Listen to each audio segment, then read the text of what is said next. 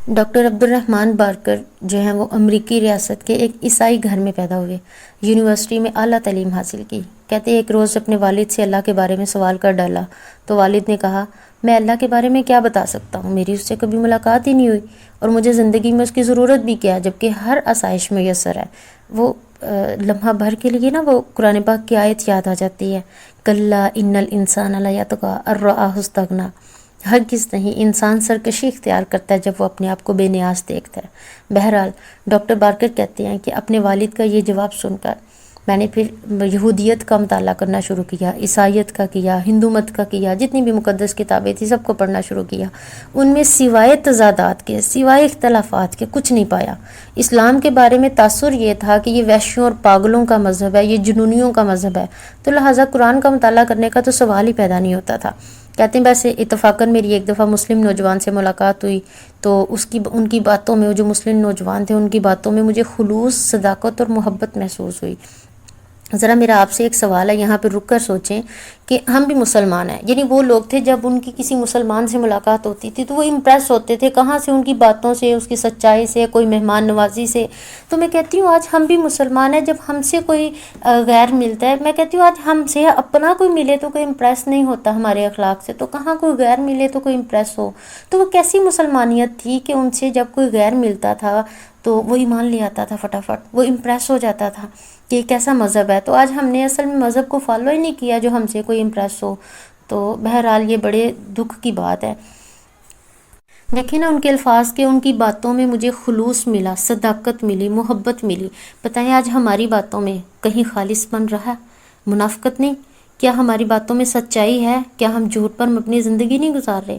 کیا ہماری باتوں میں کبھی کسی کو محبت محسوس ہوئی ہے کہ یہ بندہ میرے سے بڑی ہمدردی رکھتا ہے، بڑی محبت رکھتا ہے؟ نہیں نا، ہم تو حسد میں مبتلا ہیں، پتہ نہیں کیا کیا کمزوریاں ہمارے اندر۔ بہرحال کہتے ہیں انہوں نے مجھے نہایت سادہ اور صاف الفاظ میں اسلام کی چند بنیادی باتیں بتائیں۔ بہرحال ملاقاتوں کا سلسلہ رہا تو کہتے ہیں کچھ مدت کے بعد مجھے اپنی ملازمت کے سلسلے میں بہار کے جنگلوں میں جانا تھا، تو کہتے رخصت کرتے وقت نوجوان کے والد نے مجھے چند کتابیں دیں کہ یعنی یہ پڑھ لینا، انگریزی ترجمہ تھا جس میں قرآن مجید کا وہ بھی تھی۔ تو کہتے ہیں بہار کے جنگلوں میں ذرا تنہائی میسر تھی، ماحول بھی قدرت کے دل فریبیوں اور رعنائیوں سے معمور تھا۔ خیال آیا قرآن مجید کا مطالعہ کیا جائے، قرآن کھولا تو سورۃ کوثر سامنے آ گئی، پڑھنا شروع کیا۔ کہتے چھوٹے چھوٹے بول میرے دل میں تیر اور نشتر کی طرح پیوست ہوتے چلے گئے، الفاظ کے ترنم نے میرے کانوں میں رس گھولنا شروع کر دیا۔ معلوم نہیں ان میں کیا جادو تھا، میری زبان بے اختیار انہیں دہرانے لگی، میں پڑھتا چلا گیا، یوں محسوس کیا کہ آب حیات کے قطرے مرجھائے ہوئے پھولوں کو تازگی بخش رہے ہیں۔ دل چاہتا کہ قرآن پاک کی پاکیزہ تعلیمات پر ایمان لے آؤں، لیکن کیا تھا، مادہ پرست ماحول میں پرورش پائے ہوئے ذہن کا کبر اور غرور شکوک و شبہات پیدا کر رہا تھا، دل اور دماغ میں کشمکش شروع ہو گئی تھی۔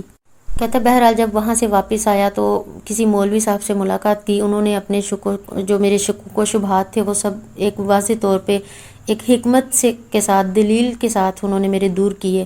تو اب دل اور ذہن جو تھا وہ ابدی صداقت کو سینے سے لگانے کے لیے وہ کہتے اس میں بے پناہ جذبہ امڈ آیا تھا، آنکھیں بے یقینی کے اندھیرے سے نکل کر ایمان کی روشنی کا مشاہدہ کرنے کے لیے بے تاب ہو گئیں، اور زبان پر بے ساختہ کلمہ شہادت جاری ہو گیا اور کلمہ پڑھا اور مسلمان ہو گئے۔